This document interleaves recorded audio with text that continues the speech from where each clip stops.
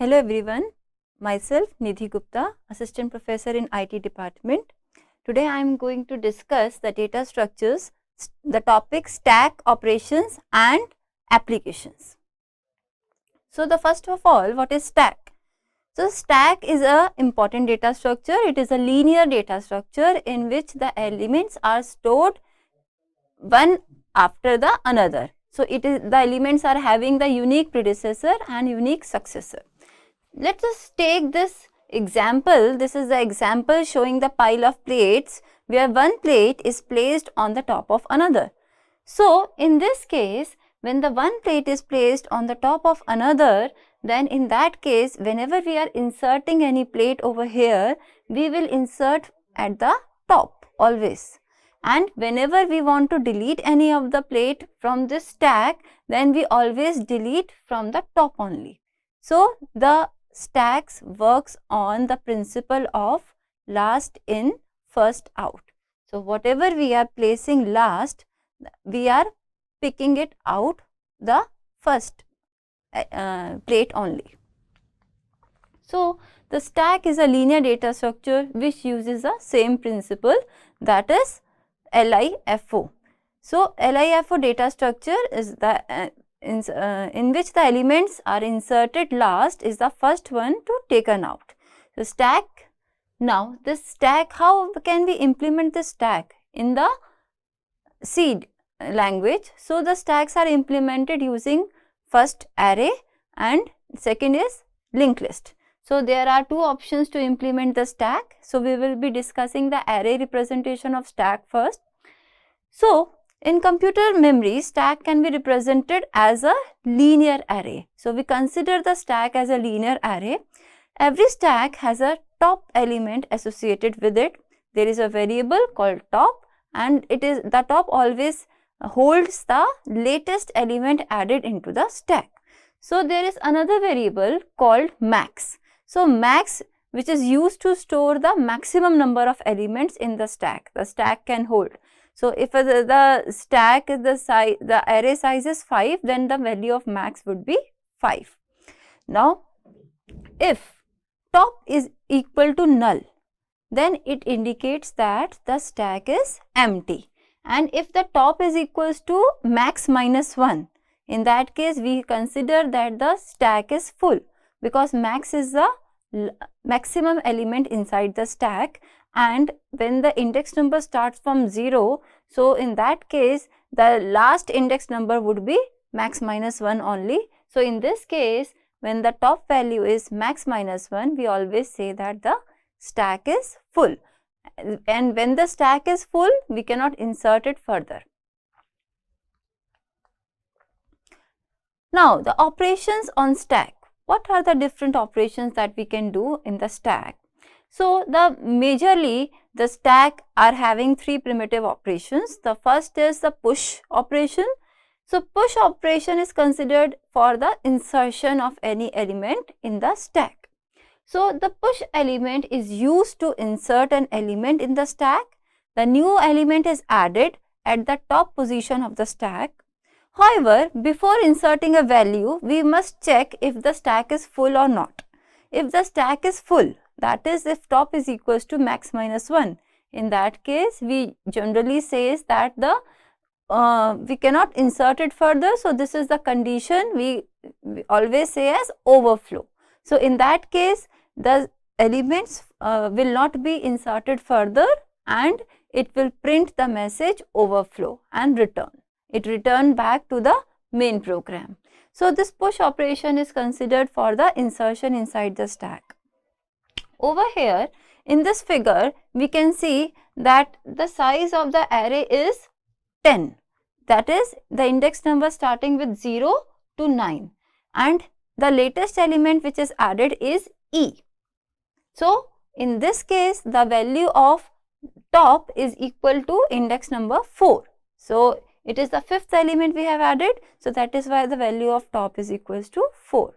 Similarly, in case I want to push the element further, so in that case obviously it is a linear data structure. So in that case I increment the top by 1 index, and in that case we are inserting the next element at the location 5. That is the value of top equals to 5.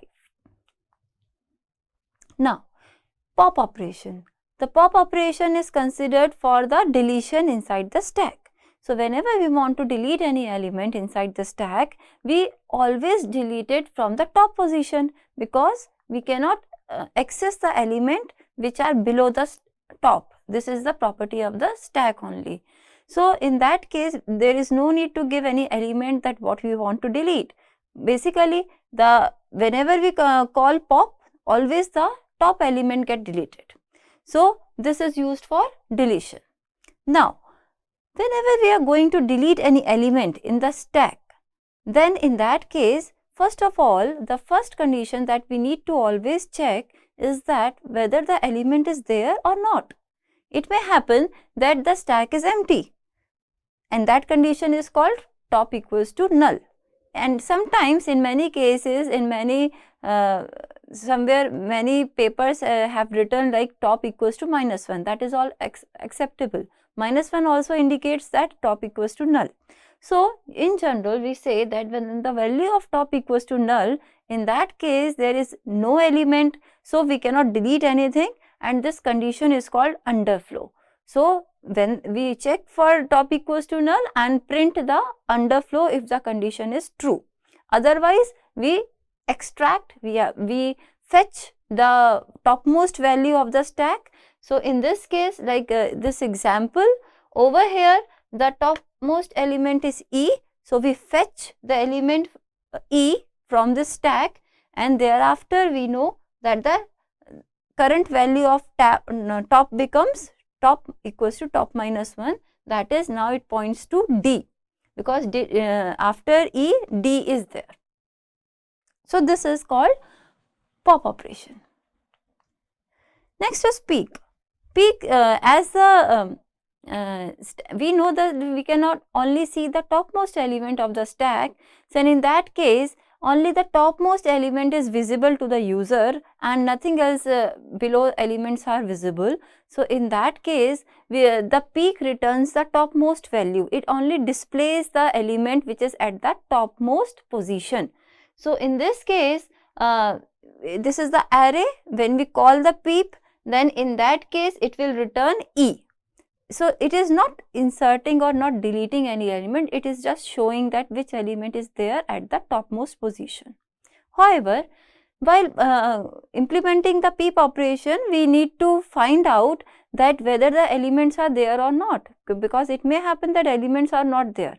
So, in that case nothing would be printed. So, obviously the underflow condition should be checked first, and thereafter this peak operation should be applied. Now, algorithms for push and pop operation. So, push operation, as we know, it is the insertion in the stack.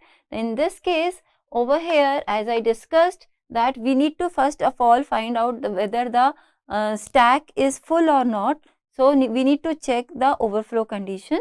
So, over here, if top is equals to max -1, then print overflow and go to step 4. The step 4 is end. So, in that case, if the top is equals to max -1, nothing would be done, no insertion would take place, and it just prints overflow and exit. Otherwise, in the step 2, the value of top pointer is set to be decremented by 1, and the array with index top, the new value is being inserted in the array. The name of the array is stack over here, and top is the index number where we want to insert. So, we have incremented the index number first, and then we are inserting the value over here. So, this is the push operation in the stack. Similarly, we are having the pop operation. As we discussed that pop is the deletion. So, if the value of top is equals to null, then print underflow. So, nothing would be, if nothing is there, then we have to print underflow, else what will happen? It goes to step 2, and in the step 2, we are taking a temporary variable where we are storing the current value of the top, and this is the temporary variable is val, and thereafter the value of top get decremented by 1 and it goes to end. So, this is about the push and pop operation. The next is peep. As I discussed that the peep only returns the or displays the current element of the stack. So, in this case, first of all it checks for the underflow. If there is underflow, nothing would be printed, otherwise it returns the stack top. Now, applications of stack.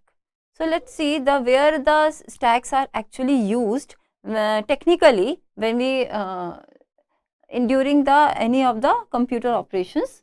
So, the stacks application of stacks are conversion of infix expression to postfix, evaluation of postfix expression, Tower of Hanoi problem, recursion, reversing a list or a string. So, in this all these cases internally we use the stack, the computer uses the stack. So, infix notation, let us discuss what is infix notation. So, infix notation is the one just like A plus B.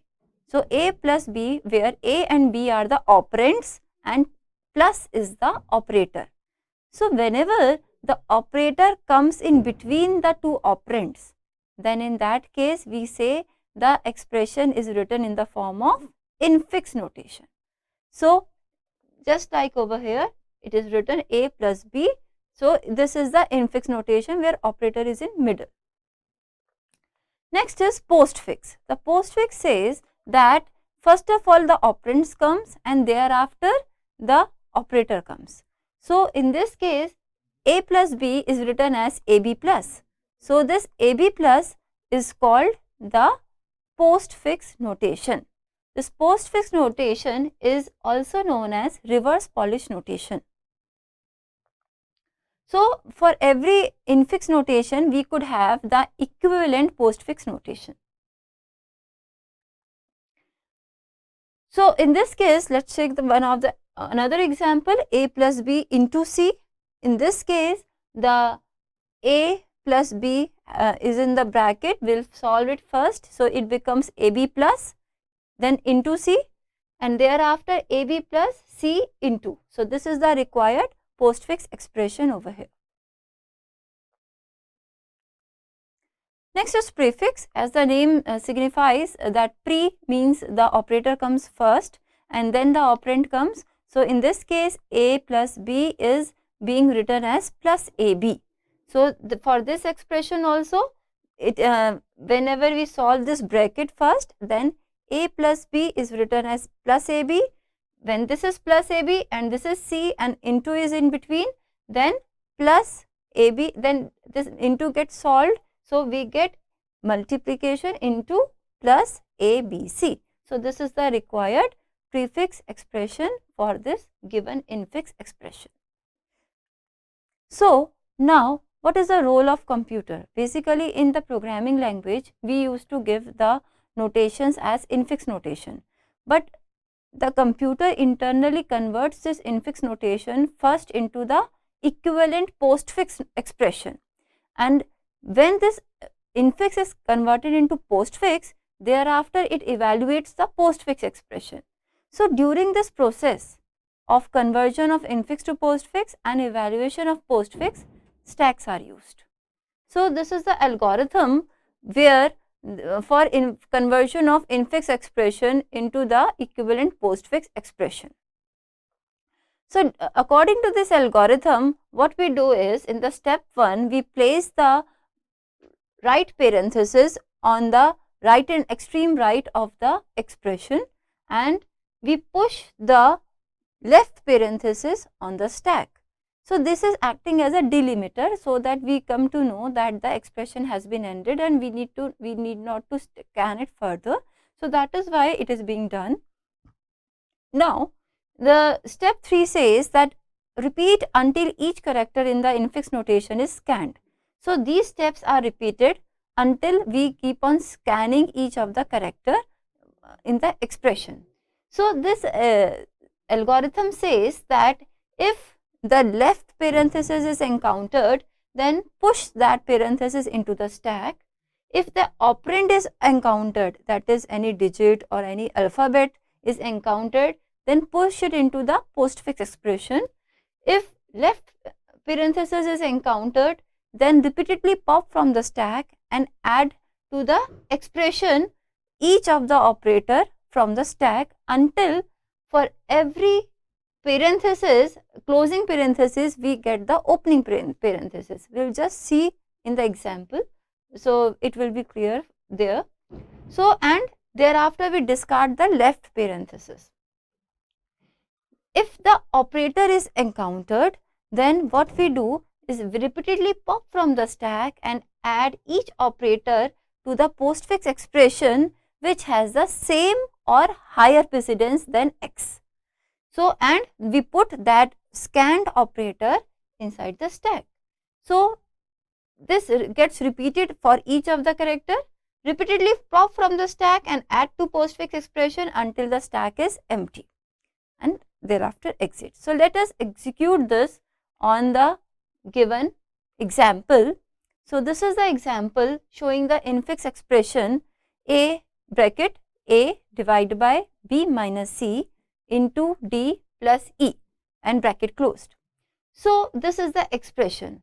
So, first of all what we do is our algorithm says to put the brackets, but over here brackets are already there. So, we need not to place it. So, if it is not the case, then we need to place it explicitly. Now, the symbol scanned is, let's scan it from the left to right. Then first symbol is bracket. As the bracket is there, we put the bracket inside the stack and output there is nothing. This output is basically the postfix expression that we are going to get. Now, the next symbol scanned is A. A is a operand. So, in that case, we know that whenever the operand comes, it goes to the postfix expression. So, A goes to the postfix expression and the stack will remain same, bracket and bracket. Next, we get the operator divide. So, whenever the operator is scanned, the precedence value on the stack is being evaluated, but in this case, there is no operator at the top of the stack. So, we simply push this operator onto the stack. Next, we get the opening bracket again placed into the stack. We get the operand goes to the postfix expression. We get the minus operator. In this case, operator goes to the stack, but precedence checked. So, in this case, this minus goes over here because at the top of the stack, there is no operator. We are not finding any operator, it is just a bracket over here. So, this is the top of the stack over from here where we are inserting. So, this is the top of the stack. Now, we get the closing bracket, we get the C operand, it goes to the postfix expression, we get the closing bracket. So, whenever the closing bracket comes, repeatedly pop from the stack and add each operator onto the postfix expression until we get the corresponding opening bracket.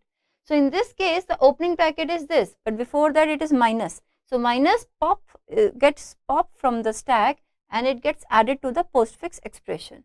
So, over here and this, for this closing bracket, this minus gets popped and this opening bracket gets discarded by this closing bracket.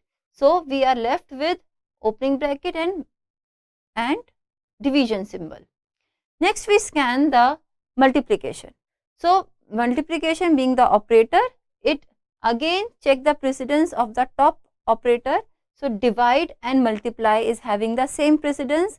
So, in this case, we know that whenever the stack operator is having higher precedence or the same precedence, then in that case the operator gets popped off to the postfix expression.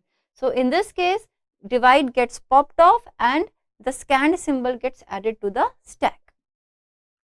Again, we get the D. So, D being the operand comes at the postfix expression, plus is again the operator. So, at the top we are having multiplication. So, multiplication is having the higher precedence than plus, it gets popped off and goes to the postfix expression and this plus gets added to the stack. Next, we get the E is an operand. So, this operand again goes to the postfix expression. At last, we get the closing bracket. So, for the closing bracket, we keep on popping the elements and add it to the postfix expression till we get the opening bracket. So over here plus is only the operator left, so it goes over there and this opening bracket gets cancelled with the closing bracket. So the stack becomes empty now. So when the stack becomes empty, so we know that the algorithm runs till the stack becomes empty. So when the stack becomes empty, so this is the required postfix expression over here, this ABC minus divide D into E plus. So this is the required postfix expression, equivalent postfix expression for this infix expression. So this can be done as an exercise by you people.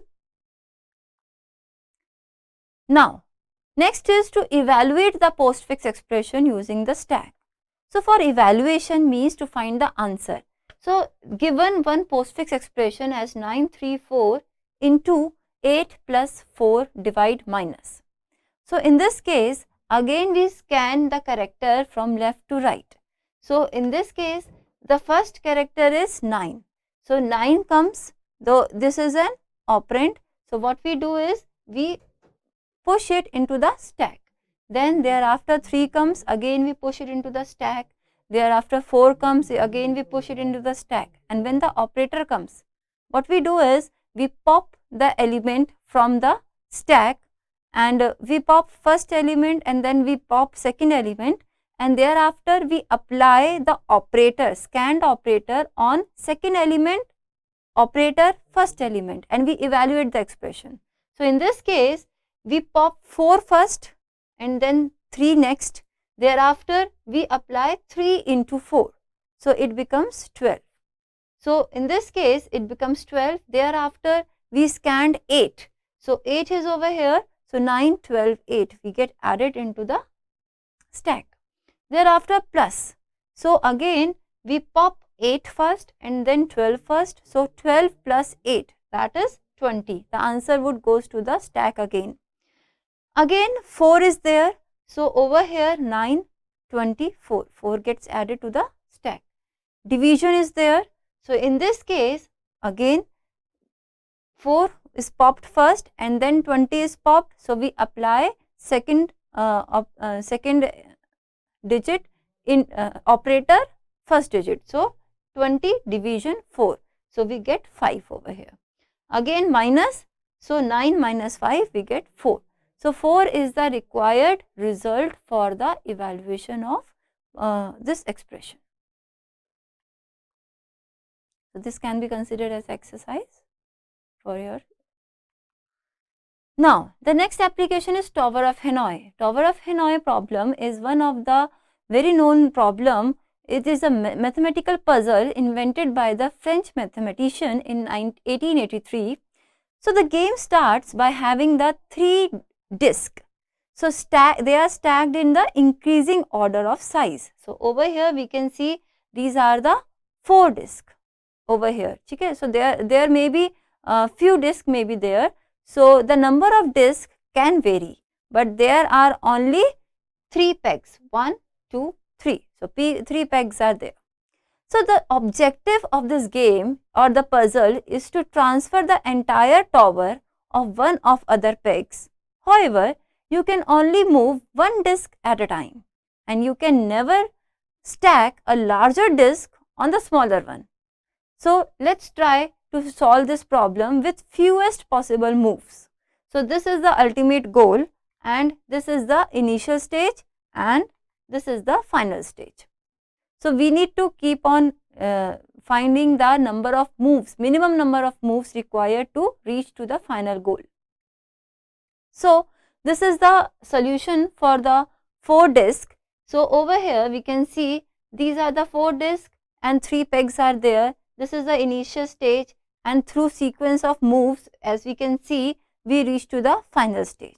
So this moves can be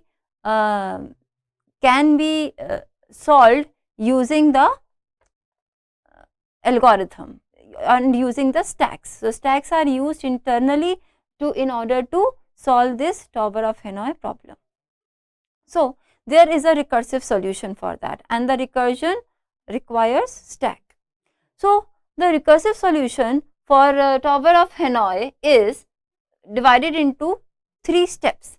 The first says that to move the top n-1 disk from source to auxiliary tower. The auxiliary tower is the extra tower. So over here, as we see, this is the source one, this is the final one, or we can say end, and this is the auxiliary which is given as a support. So this is the source, this is auxiliary, and this is the end one.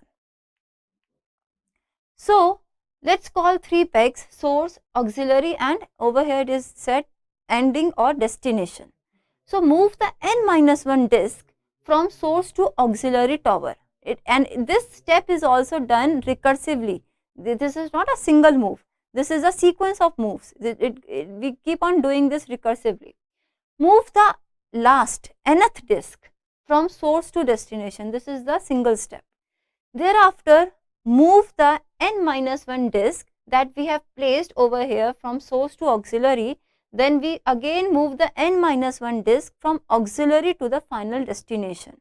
So transfer the top n-1 disk from source to auxiliary tower can again be thought of as a fresh problem and can be solved in the similar manner. So this is a recursive solution. So let's see the algorithm. So the base condition is that we know that if the number of disk is 1, then in that case only the beginning or the source peg disk goes to the ending one.